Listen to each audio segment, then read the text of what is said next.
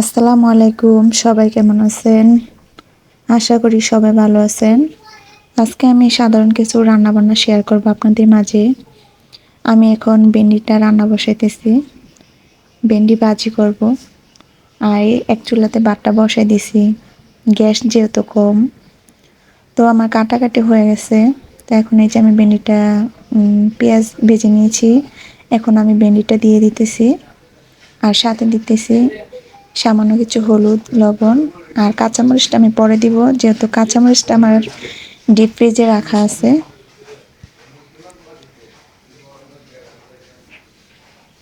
এখানে প্রায় 1 কেজি পরিমাণ ভেন্ডি আছে। আর এত ভেন্ডিটা অনেকক্ষণ নাড়াচাড়া পরে সিদ্ধ হয়েছে। এখন আমি নামানোর আগে কিছু কাঁচামরিচ কেটে দিয়েছি।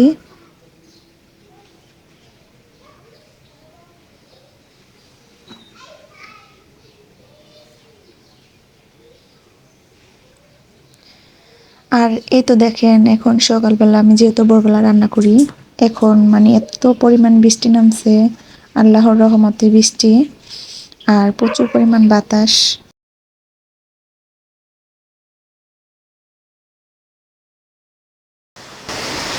আর আমি এখন ভয়েস দিতেছি আর বাহিরে প্রচুর পরিমাণ বৃষ্টি হচ্ছে। বৃষ্টির শব্দ মনে হচ্ছে শুনতে পাবেন। আমার কাছে খুবই ভালো লাগছে, অনেক দিন পর মানে এত জোরে বৃষ্টি নামছে। আর শুনছি যেহেতু এটা নাকি নিম্নচাপ। আর আমি এখন আজকে কাসকি গুঁড়া চচ্চড়ি করব, গুঁড়া মাছটা। তো আমি আমার ভেন্ডিটা হয়ে গেছে যেহেতু, এখন আমি পেঁয়াজের ভিতরে একটু আদা রসুন দিয়েছি। আমি গুঁড়া মাছে আদা রসুন দিই। আর এখন আদা রসুনটা একটু ভালোভাবে ভেজে নিয়েছি। এখন আমি পানি দিয়ে গুঁড়া মশলাটা দিয়ে একটু কষিয়ে নিব ভালোভাবে। তো লবণ দিলাম,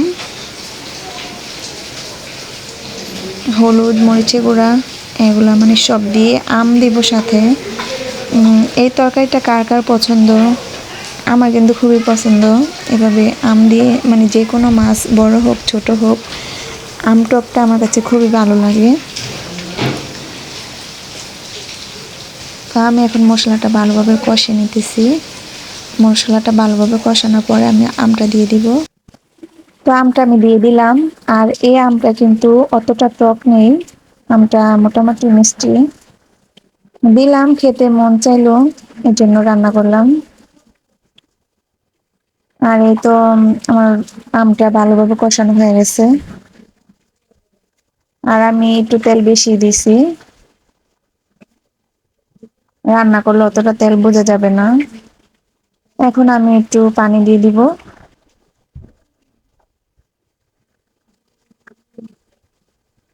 এই তো একটু পানি দিলাম। তো এই পানিটা আমি মানে মাছ দেওয়ার পরে পুরোপুরি শুকিয়ে ফেলবো। ভালো করে বলক চলে আসছে, তো এখন আমি মাছটা দিয়ে দিছি।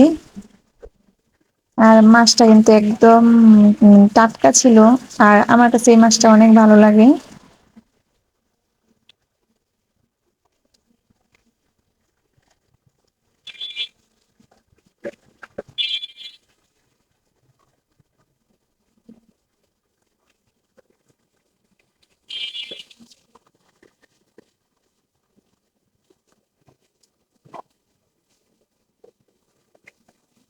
কিছু পরিমাণ কাঁচামরিচ দিয়ে দিলাম।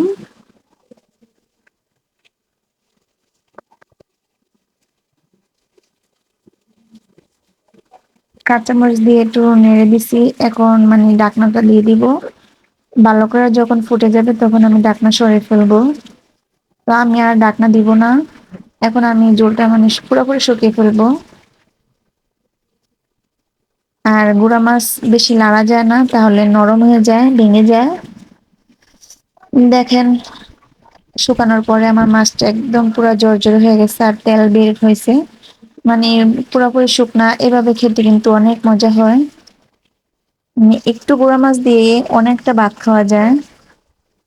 আর দেখতে কেমন হয়েছে বলবেন।